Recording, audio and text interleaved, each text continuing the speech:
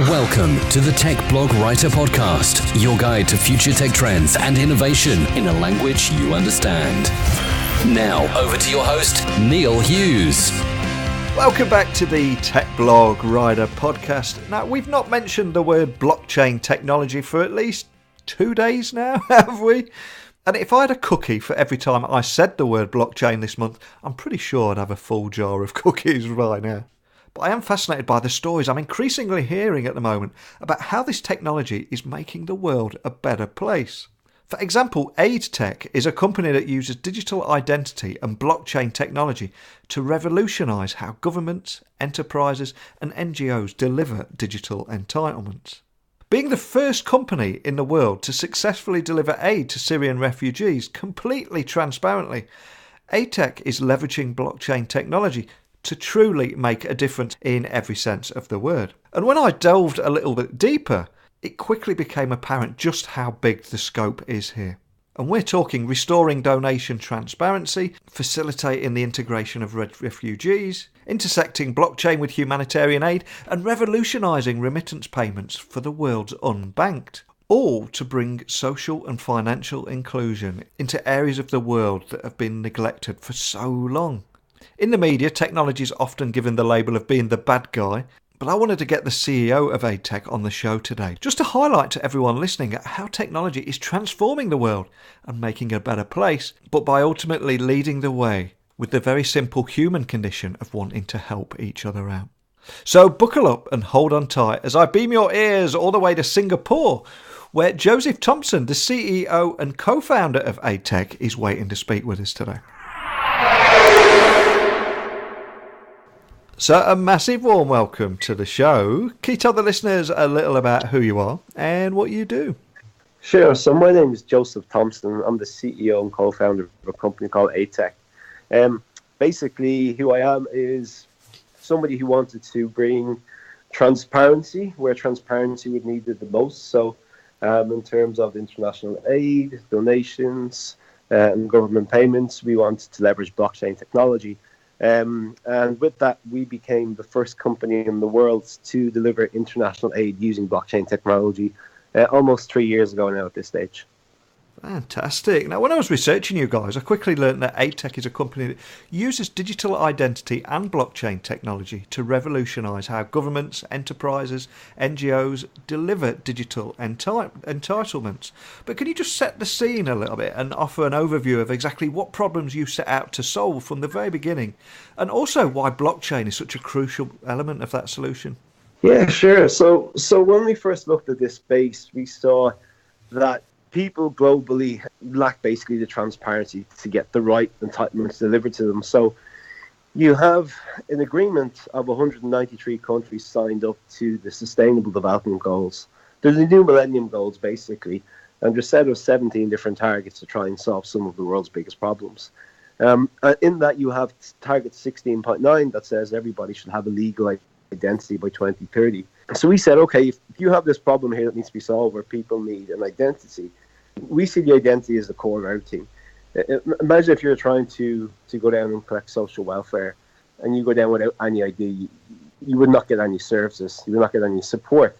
If you have an ID is core for you to be accepted to getting social or economic entitlements directly to you. So we see identity as absolutely core of basic human rights, you know, if it's nationally within a country getting welfare, or if it's internationally getting international aid. The reason why we use blockchain is because to solve that problem of transparency, you have these industries such as fintech and regtech and legal tech, but there is no industry for transparency.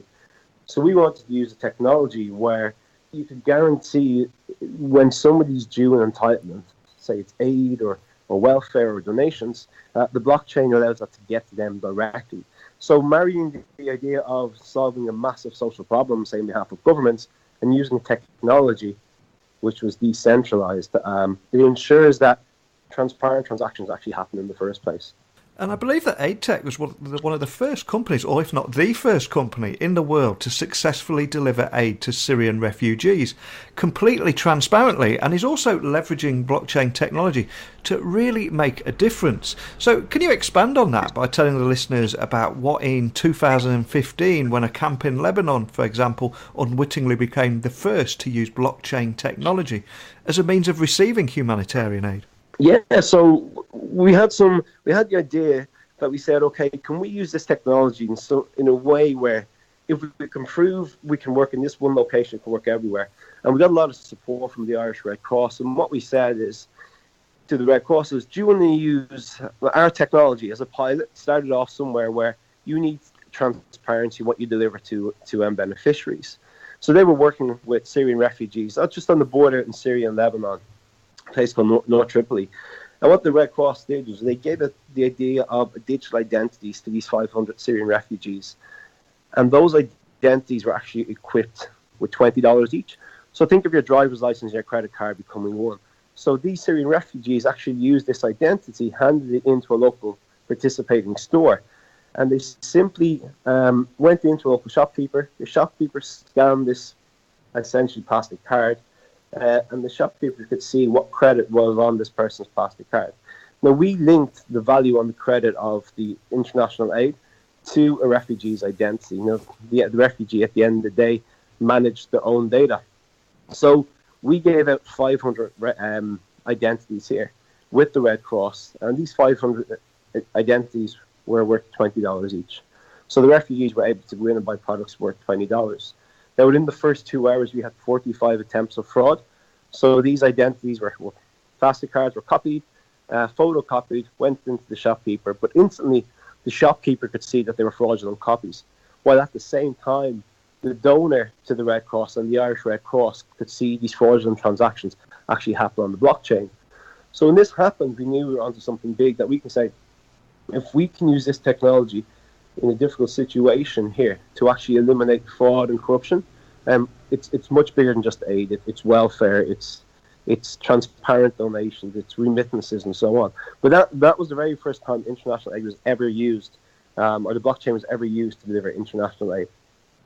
And like you said there, it really is much, much bigger than just aid. I mean, AidTech's platform also enables entitlements such as welfare, remittances, donations, and healthcare. And essentially, they're all digitised and delivered through that blockchain technology. I mean, can you tell me more about that? It's fascinating. Yeah, and that's right. It just doesn't start off, it's not just aid. We just started off with aid as the first step in.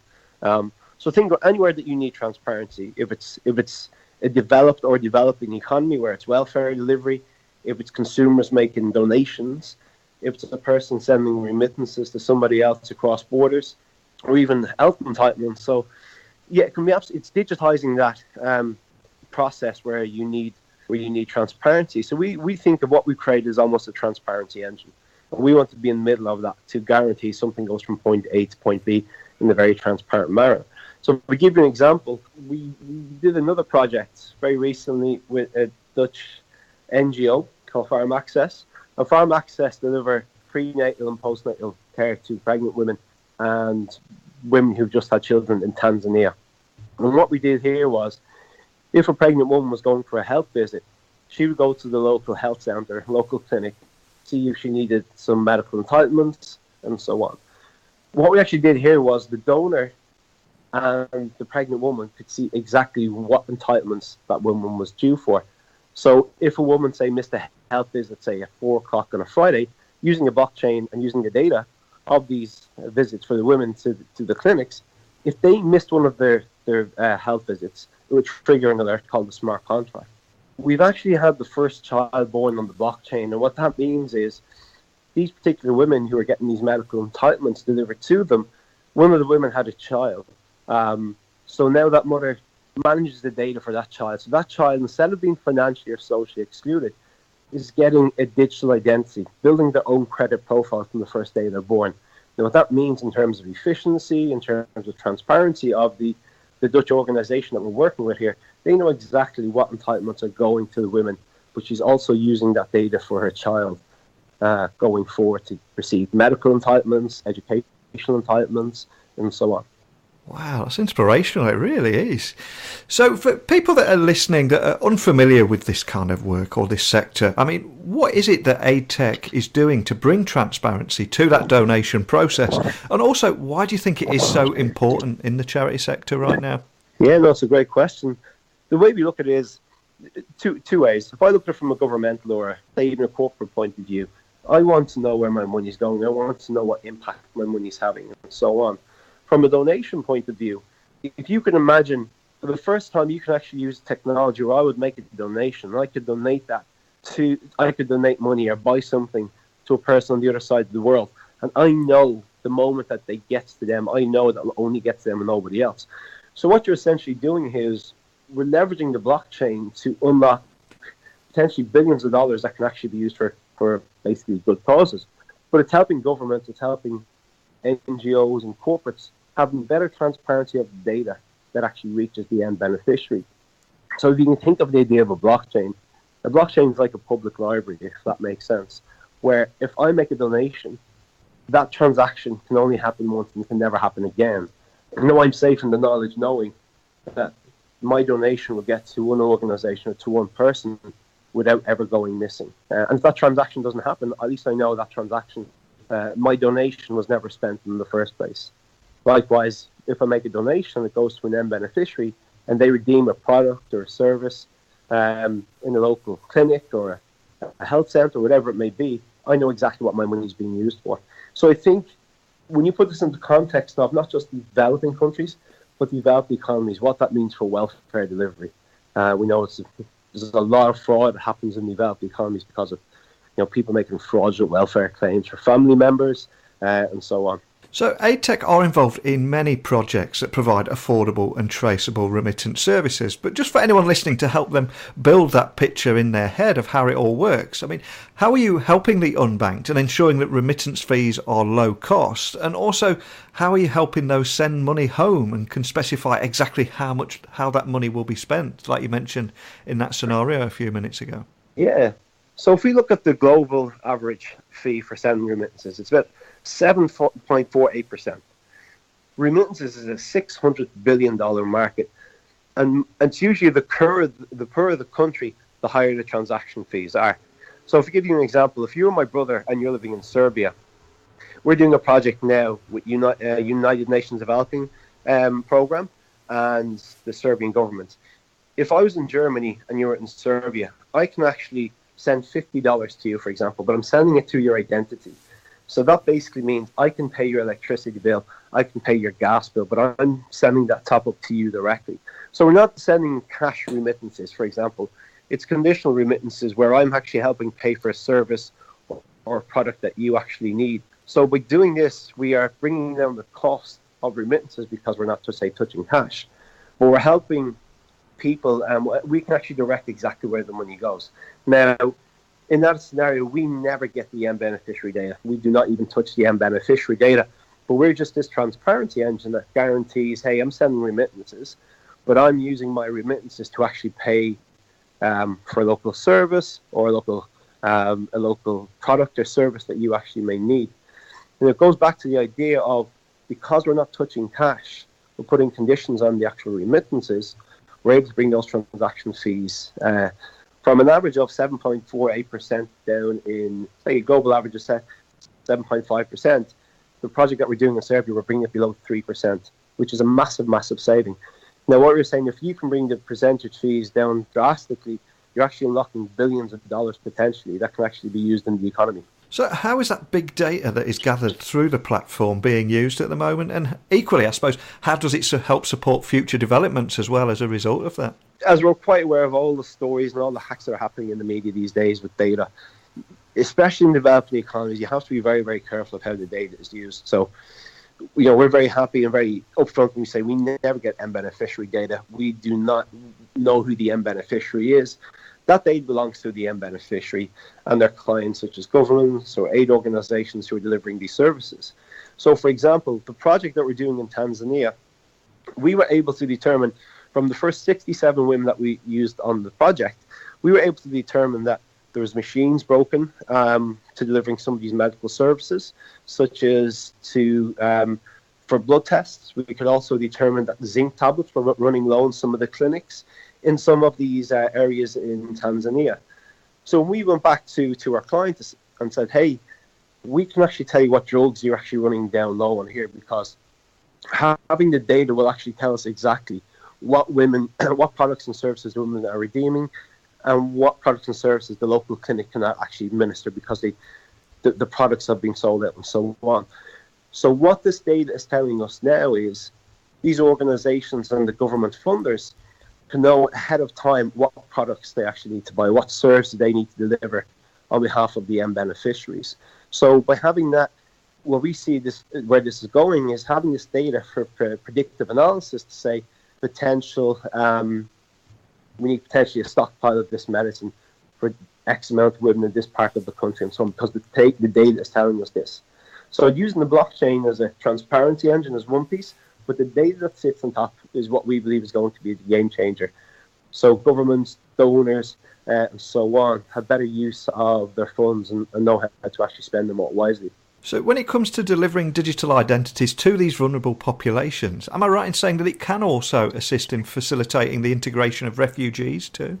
Yeah, and that's one of the projects. And if we look at globally, there's 2.4 billion people will need a legal identity by 2040. And if you look at the refugee population now, it's about 60 million people and internally displaced people. I think the use case of a refugee moving across borders and not having any identity is so compelling. If you give a person a digital identity on the blockchain, they may move across borders, but as they move across borders, their identity stays with them forever. Their transaction history is linked to their identity, and that stays with them forever. No government can take that away from them. Nobody can take their identity away from them in that case. So we're very proud to do the first delivery of international aid with refugees. We partner obviously with the Irish Red Cross, and they're dealing with these people on a day-to-day ground level basis. We're just the techies. We're not the experts at rolling these projects out on the ground. But simply we're just providing our solution on a platform to our clients who are dealing with these problems, and to make their lives a little bit easier and hopefully more effective. And you really are doing just that. It's clear to see that you're making a huge difference. So with companies like AidTech bringing social and financial inclusion to the world's unserved populations, how do you think that progress is actually going to reshape the world for the better looking forward? I think it all goes back to, I always look at it in two ways. What's the economic value that this technology can bring? So can this value be brought to, say, governments on one side, so they can actually go back to taxpayers, and they can go back to people and say, hey, this is where your money's going and this is the impact it can have. But on the other side, on the consumer side, if people who are making donations, such as me and you, if we're making donations in a very, very traceable and transparent manner, it actually unlocks a lot of new funding that was previously unavailable. So if you are having consumers using this new transparent technology, but also governments using this technology to deliver service, it's a win-win for everybody, because at the end of the day, it's the end beneficiary who are going to gain the most, hopefully cutting out the middleman and driving down costs, but also improving inefficiencies in any systems. So what's the grand vision for AidTech? Is there anything else that you can share with us today about what you're doing? Yeah, so we've been very lucky to date that we've won a lot of international awards over the last year, such as Christine Lagarde at the IMF gave us Game Changer of the Year, to winning MasterCard's Company of the Year and IBM's Company of the Year. So our view on the world is, if you get this technology out to people en masse, you're not just using a technology for the sake of using it. Using the technology is going to have massive beneficial societal good, but also unlocking new funding and so on. The grand vision for us is to bring the world of, say, people in developing countries together, but also people in developed economies using the platform for, say, traceable donations, or using it for remittances, and corporates to actually use the technology for CSR programs and so on. So we want to be in the middle of actually taking that approach of using this technology again to the masses of people. We have a lot of big announcements and projects coming up over the next 2 weeks. I don't know if I can actually say them, so I better not, just to be safe.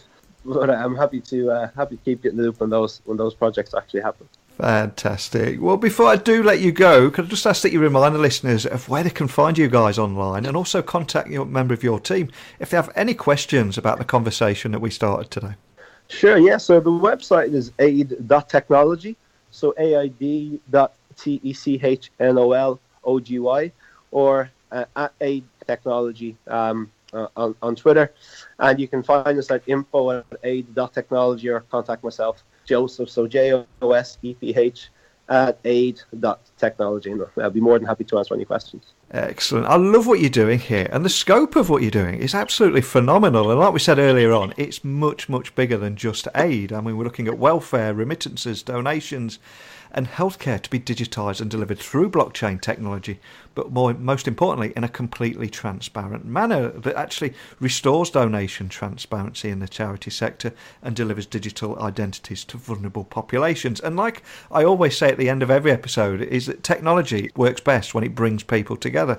And what you're doing here with technology is not only bringing developing countries together, but also economies too, and it's phenomenal, it really is. So a big thank you for coming on and sharing that with me today. My pleasure. Thanks for having me on. I love how AidTech's platform enables entitlements like aid, welfare, remittances, donations and healthcare to be digitised and delivered through blockchain technology in a completely transparent manner. And it's easy to see why in January this year he was named as one of the world's most visionary leaders. But what do you think of the points raised in today's show? And do you have a vision of how this blockchain tech can make a real impact on our world?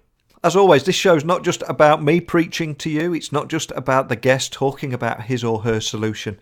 This is about your input too, and how you would like to make the world a better place using technology. That's what I want to get out of you today, because it's hidden deep inside of every one of us. We know the changes that we can make, and the technology is there. So let's share those insights, expertise and visions. Let's see what we can come up with together. And you can do all that by simply emailing me at techblogwriter@outlook.com or tweeting me at Neil C. Hughes. I hope you enjoyed today's episode as much as I did. I think the work Joseph is doing is phenomenal. But equally, a big, big thank you to each and every one of you out there listening in 165 different countries. So I'm looking forward to continuing sharing diversity of thought and how technology can transform the world again with you. And we'll do it all again tomorrow. So thanks for listening, gang. And until next time, don't be a stranger.